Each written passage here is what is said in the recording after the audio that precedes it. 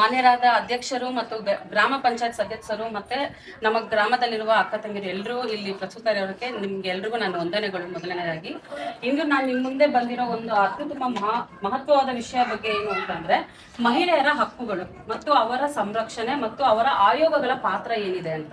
ಆಯ್ತಾ, ಮಹಿಳೆಯರ ಸ್ಥಿತಿ ನಾವು ಮೊದಲು ಯೋಚನೆ ಮಾಡಿದ್ರೆ ನಮ್ಮ ಮನೆಯಿಂದಾನೇ ಆರಂಭ ಆಗುತ್ತೆ.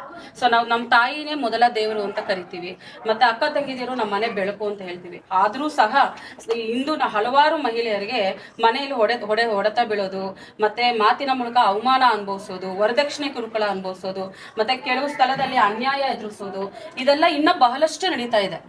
ಸೊ ಆ ಮನೆ ವಿಷಯ ಇದು ನಮ್ಮ ಮನೆ ವಿಷಯ ಮೌನವಾಗಿರೋಣ ಅಂತ ಸಹಿಸ್ಕೊಂಡಿರೋದೇ ಜಾಸ್ತಿ ಹೆಣ್ಮಕ್ಳು. ಸೊ ಆದ್ರೆ ನಾನು ಇಲ್ಲಿ ಏನ್ ಸ್ಪಷ್ಟವಾಗಿ ಹೇಳ್ಬೇಕು ಅಂದ್ರೆ ಇದು ಮನೆ ವಿಷಯ ಆಗಲ್ಲ, ಇದು ಏನಪ್ಪ ಒಂದು ಅಪರಾಧ ಆಗುತ್ತೆ. ಆ ಅಪರಾಧ ಅಂತ ಬಂದಾಗ ಕಾನೂನು ಸಹಾಯ ಬೇಕೇ ಬೇಕು. ಸೊ ಯಾರನ್ನು ಮನೆ ವಿಷಯ ಅನ್ಕೊಂಡು ಸಹಿಸ್ಕೊಳಕ್ ಹೋಗ್ಬೇಡಿ. ತೀರಾ ತೊಂದರೆ ಆಗ್ತಿದೆ ಅಂದ್ರೆ ಸಣ್ಣ ಪುಟ್ಟ ಕಿತ್ತಾಡಿದಕ್ಕೆಲ್ಲ ಕಾನೂನ್ಗೆ ಹೋಗೋದಕ್ಕಲ್ಲ, ಕೆಲವೊಂದು ನಾವು ಮನೆ ವಿಷಯ ಅಂತ ಅನುಸರಿಸ್ಕೊತೀವಿ. ಆದ್ರೆ ತುಂಬಾ ಕಿರುಕುಳನ ಅನುಭವಿಸ್ಕೊಂಡು ನಾವು ಇನ್ನ ಸಹಿಸೋ ಅಂತದಿಲ್ಲ. ಅದನ್ನ ನೀವು ಎಲ್ಲ ನಿಮ್ ಗ್ರಾಮದಲ್ಲಿ ಇರೋಂಥ ಎಲ್ಲ ಪ್ರತಿಯೊಂದು ಹೆಣ್ಮಕ್ಳಿಗೂ ನೀವೊಂದು ಪೊಸಿಷನ್ ಅಲ್ಲಿ ಇರೋದ್ರಿಂದ ಅದನ್ನ ನೀವು ಅವ್ರಿಗೆ ಸ್ವಲ್ಪ ಜಾಗೃತಿ ತರಬೇಕು.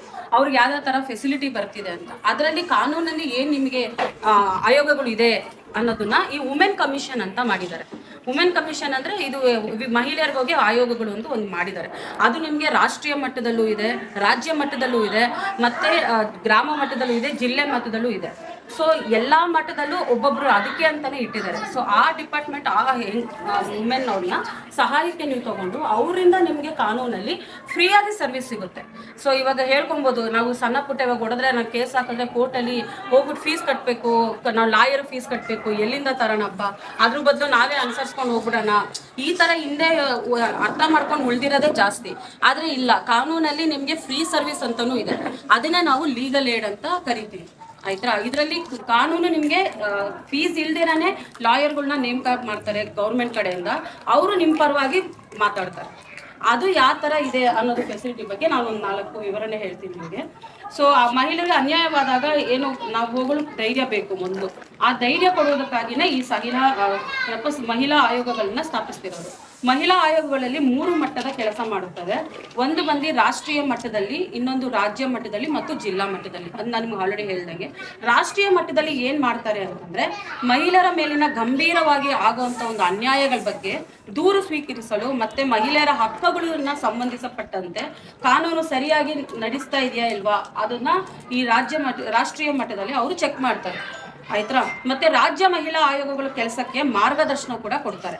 ಇಲ್ಲಿ ಏನಂದ್ರೆ ದೇಶದ ಮಹಿಳೆಯ ಧ್ವನಿ ರಾಷ್ಟ್ರೀಯ ಮಹಿಳಾ ಧ್ವನಿ ಅಂತ ಭಾವಿಸಲಾಗುತ್ತೆ. ಸೊ ಇಡೀ ದೇಶದಲ್ಲಿ ಮಹಿಳೆಯರ ಮೇಲೆ ನಡೆಯುವಂತ ಒಂದು ದೌರ್ಜನ್ಯ ತಡೆಗಳು ಕಾನೂನು ರೂಪಿಸಲು ಸರ್ಕಾರಕ್ಕೆ ಸಲಹೆ ನೀಡುವುದು. ಸೊ ಈ ಮಹಿಳೆಯರಿಗೆ ಅನ್ಯಾಯವಾದಂತಾಗ ಕಾನೂನೇ ಸುಮೋಟೋ ಅಂತ ನಾವು ಕರಿತೀವಿ ಇಂಗ್ಲಿಷ್ನಲ್ಲಿ, ಅದನ್ನ ಕನ್ನಡದಲ್ಲಿ ಸ್ವಯಂ ಪ್ರೇರಿತವಾಗಿ ಅಂತ ಹೇಳ್ತಾರೆ. ಅಂದ್ರೆ ಕಾನೂನೇ ಸ್ವಯಂ ಪ್ರೇರಿತವಾಗಿ ಕೇಸ್ ತಗೊಳುತ್ತಂತೆ. ಸೊ ನೀವು ಅದನ್ನ ಪ್ರೂವ್ ಮಾಡಲೇಬೇಕು ಅಂತ ಏನಿಲ್ಲ, ನಿಮ್ಗೆ ಅಲ್ಲಿ ನಡೀತಿದೆ ಅನ್ನೋ ಒಂದು ಸಂದರ್ಭ ತಿಳಿಸ್ಕೊಟ್ರೆ ಕಾನೂನು ನಿಮಗೆ ನಿಲ್ಲುತ್ತೆ. ಇದು ನಿಮಗೆ ರಾಷ್ಟ್ರೀಯ ಮಟ್ಟದಿಂದಾನೇ ನಿಮಗೆ ಆಯೋಗ ಪ್ರಯೋಜನ ಕೊಟ್ಟಿದ್ದಾರೆ. ಓಕೆನಾ.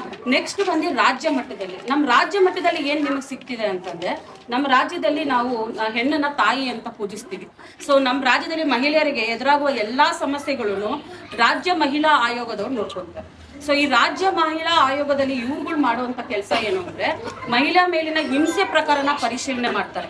ಹಿಂಸೆ ನಿಜವಾಗ್ಲೂ ಆಗಿದ್ಯಾ ಆಗಿಲ್ವಾ, ಸರಿ ಇದೆಯಾ ಅಂದ್ರೆ ಸುಮ್ ಇವಾಗ ಎಷ್ಟೊಂದ್ ಜನ ಹೆಣ್ಮಕ್ಳು ಕಾನೂನು ಸಹಾಯ ಇದೆ ಅಂತ ನಿಮ್ಗೆ ತಪ್ಪು ದಾರಿ ಇಳ್ಕೊಂಡು ಅದನ್ನ ಕಾನೂನು ತಗೊಂತರದು ಇದೆ. ಸೊ ಅದಕ್ಕೆ ಈ ರಾಜ್ಯದ ಮಹಿಳಾ ಆಯೋಗದವ್ರು ಏನ್ ಮಾಡ್ತಾರೆ, ಅದು ಸರಿ ಇದೆಯಾ ತಪ್ಪಿದ್ಯಾ ಅನ್ನೋದನ್ನ ಫಸ್ಟ್ ಪರಿಶೀಲನೆ ಮಾಡ್ತಾರೆ.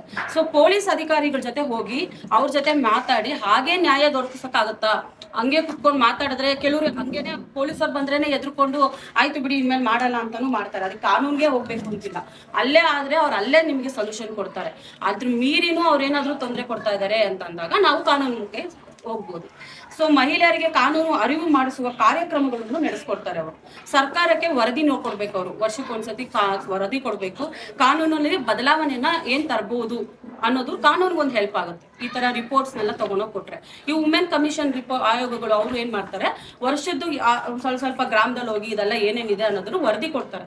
ಆ ವರದಿನ ಕಾನೂನು ನೋಡ್ಕೊಂಡು ಇನ್ನ ಏನಾದ್ರೂ ಬದಲಾವಣೆ ಮಾಡ್ಬೋದಾ ಹೆಣ್ಮಕ್ಳಿಗೆ ಒಳ್ಳೇದಾಗೋದಕ್ಕೆ ಅನ್ನೋದ್ರ ಬಗ್ಗೆ ಅವ್ರು ಯೋಚನೆ ಮಾಡ್ತಾರೆ. ಇದು ನಮ್ಮ ರಾಜ್ಯ ಮಟ್ಟದಲ್ಲಿ ಅವ್ರು ಮಾಡುವಂತ ಮಾಡುವಂತ ಒಂದು ಪಾತ್ರಗಳು. ತನಿಖೆ ದೌರ್ಜನ್ಯ ನಿಜವಾಗ್ಲೂ ನಡೆದಿದ್ರೆ ಆ ಸ್ಥಳಕ್ಕೆ ಪೊಲೀಸ್ ಅವ್ರನ್ನ ಕಳಿಸಿ ತನಿಖೆ ಮಾಡಿ ಅವ್ರಿಗೆ ಏನು ಕೊಡಬೇಕೋ ಅದ್ರ ತರ ಪರಿಹಾರ ಕೊಡೋಕೆ ಇದು ಮಾಡ್ತಾರೆ, ಆಯ್ತಾ. ಸೊ ಅದೇ ಈ ರಾಜ್ಯ ಮಹಿಳಾ ಆಯೋಗ ಅಂತಂದ್ರೆ ತಾಯಿ ತನ್ನ ಮಕ್ಕಳನ್ನು ರಕ್ಷಿಸುವಂತೆ ಮಹಿಳೆಯರನ್ನು ಕೂಡ ರಕ್ಷಿಸುವ ಒಂದು ಸಂಸ್ಥೆ. ಸೊ ಇನ್ನ ನಾವು ಜಿಲ್ಲೆ ಮಟ್ಟಕ್ಕೆ ಬಂದ್ರೆ, ಯಾಕಂದ್ರೆ ರಾಜ್ಯ ಅಂತ ಬಂದಾಗ ನಮ್ಗೆ ಹಲವಾರು ಜಾಗಗಳು ಬರುತ್ತೆ. ಅದಕ್ಕೆ ಏನ್ ಮಾಡ್ತಾರೆ, ಎಲ್ಲಾ ಕಡೆನೂ ಅವ್ರು ಹೋಗಕ್ಕಾಗಲ್ಲ ಅಂತ ಜಿಲ್ಲಾ ಮಟ್ಟದಲ್ಲೂ ಮಾಡಿದ್ದಾರೆ ಈ ಸಂಸ್ಥೆನ. ಜಿಲ್ಲಾ ಮಟ್ಟದಲ್ಲಿ ಗ್ರಾಮಕ್ಕೆ ಹತ್ತಿರವಾದ ಒಂದಷ್ಟು ಗ್ರಾಮಗಳಿಗೆ ಹತ್ತಿರವಾದಂತ ಒಂದು ಆಫೀಸ್ನ ಮಾಡಿ ಅಲ್ಲಿ ಸಹಾಯ ಕೇಂದ್ರ ಅಂತ ಇಟ್ಟಿದ್ದಾರೆ. ಸೊ ಅಲ್ಲಿ ನಮ್ಮ ಹತ್ತಿರದಲ್ಲಿ ಮಹಿಳಾ ಸಂಸ್ಥೆಯ ಜಿಲ್ಲಾ ಮಹಿಳಾ ಆಯೋಗ ಅಥವಾ ಜಿಲ್ಲಾ ಮಹಿಳಾ ಸಹಾಯಕ ಘಟಕ ಅಂತ ಒಂದು ನೇಮಕಾತಿ ಮಾಡಿರ್ತಾರೆ. ಅವರು ಗ್ರಾಮದ ಮಹಿಳೆಯರಿಗೆ ನಗರಕ್ಕೆ ಹೋಗುವುದು ಕಷ್ಟ ಅಲ್ವಾ, ಅದಕ್ಕೆ ಗ್ರಾಮದಲ್ಲೇ ಅವ್ರು ಅಲ್ಲೇ ಹೋಗಿ ಅವ್ರು ಅದನ್ನ ಹೇಳಿದಾಗ ಅವ್ರನ್ನ ಪೊಲೀಸ್ ಅವ್ರ ಹತ್ರ ಕರ್ಕೊಂಡು ಹೋಗ್ತಾರೆ. ಇಲ್ಲ ಅಂತಂದ್ರೆ ಕೋರ್ಟ್ ಕರ್ಕೊಂಡು ಹೋಗಿ ಕೋರ್ಟಲ್ಲಿ ನಾನು ಅವಾಗಲೇ ಹೇಳ್ದಂಗೆ ನಿಮ್ಗೆ ಫ್ರೀಯಾಗಿ ನಿಮ್ಗೆ ಏನು ಸರ್ವಿಸ್ ಸಿಗುತ್ತೆ ಕೋರ್ಟ್ ಕಡೆಯಿಂದ, ಕಾಸಿಲ್ಲ ನಮ್ಗೆ ತೊಂದರೆ ಆಗುತ್ತೆ ಅಂದ್ರೆ ಉಚಿತವಾದ ಕಾನೂನು ಸಹಾಯನ ಪಡೆಯೋದಕ್ಕೆ ಅವ್ರು ನಿಮ್ಗೆ ಹೆಲ್ಪ್ ಮಾಡ್ತಾರೆ. ನಿಮಗೆ ಕೋರ್ಟ್ಗೆ ಹೋಗಿದ ತಕ್ಷಣ ಅಲ್ಲಿ ಯಾರನ್ನ ಭೇಟಿ ಮಾಡಬೇಕು ಅನ್ನೋದು ಗೊತ್ತಿರೋದಿಲ್ಲ. ಸೊ ಅಂಥವ್ರಿಗೆ ಈ ಮಹಿಳಾ ಆಯೋಗದವರು ಕರ್ಕೊಂಡೋಗಿ ನಿಮಗೆ ಕೋರ್ಟ್ ಅಡ್ವೊಕೇಟ್ಸ್ನ ಮೀಟ್ ಮಾಡಿಸಿ, ವಕೀಲರನ್ನ ಅವ್ರ ಹತ್ರ ಪರಿಚಯ ಮಾಡಿಸಿ, ನಿಮ್ಗೆ ತೊಂದರೆ ಇಲ್ಲ ಈ ಥರ ಇದೆ ಅಂತ ಹೇಳಿ ನಿಮ್ಮ ಕೋರ್ಟ್ನ ಕೇಸ್ ಫೈಲ್ ಮಾಡೋದಕ್ಕೆ ಎಲ್ಲ ಥರ ಸಹಾಯನೂ ಮಾಡಿಕೊಡ್ತಾರೆ. ಸೊ ಪೊಲೀಸ್ ಠಾಣೆಯಲ್ಲೂ ಅಷ್ಟೇ, ನೀವು ಪೊಲೀಸ್ ಸ್ಟೇಷನ್ಗೆ ಹೋಗೋಕ್ಕೆ ಭಯ, ಅಯ್ಯೋ ನಾವು ಹೆಂಗಸರು ಹೆಂಗಪ್ಪ ಹೋಗೋದು ಅಂತ ಇದ್ದಾಗ ಅದಕ್ಕೂ ಈ ಮಹಿಳಾ ಆಯೋಗದವರು ಸಪೋರ್ಟ್ ಮಾಡ್ತಾರೆ. ಸೊ ನಮ್ಗೆ ಪ್ರತಿಯೊಂದು ಗ್ರಾಮದಲ್ಲೂ ಇಟ್ಟಿರ್ತಾರೆ, ನಮಗದು ಗೊತ್ತಿರಲ್ಲ ಯಾರು ಅಂತ ನಾವು ಅದನ್ನ ವಿಚಾರಿಸ್ಕೊಂಡು ನೀವು ಅವ್ರನ್ನ ಹೋಗಿ ರೀಚ್ ಮಾಡಿದ್ರೆ ಅವ್ರು ನಿಮಗೆ ಸಹಾಯ ಮಾಡಲೇಬೇಕು. ಅವ್ರಲ್ಲಿ ಮಾಡಲಿಲ್ಲ ಅಂದ್ರೆ ನೀವು ರಾಜ್ಯ ಮಟ್ಟದಲ್ಲಿ ಕಂಪ್ಲೇಂಟ್ ಹಾಕ್ಬೋದು, ಅಲ್ಲಿಂದನೂ ಬಂದಿಲ್ಲ ಅಂದ್ರೆ ನೀವು ರಾಷ್ಟ್ರ ಮಟ್ಟದಲ್ಲೂ ಹೋಗ್ಬೋದು. ಒಟ್ಟಿನಲ್ಲಿ ಅವ್ರ ಕರ್ತವ್ಯ ಇರೋದೇ ನಮ್ಮ ಮಹಿಳೆಯರಿಗೆ ಸಹಾಯ ಮಾಡಬೇಕು ಅಂತ. ಸೊ ಈಗ ಮಹಿಳೆಯರು ದೂರುಗಳು ನೇರವಾಗಿ ಸ್ವೀಕರಿಸ್ಬೋದು. ಮತ್ತೆ ಸಮಸ್ಯೆಗೆ ಬಗ್ಗೆ ಮಾತುಕತೆ ಮಾಡಿದಾಗ ಮೂಲ ಪರಿಹಾರ ಬೇಕು ನಮಗೆ.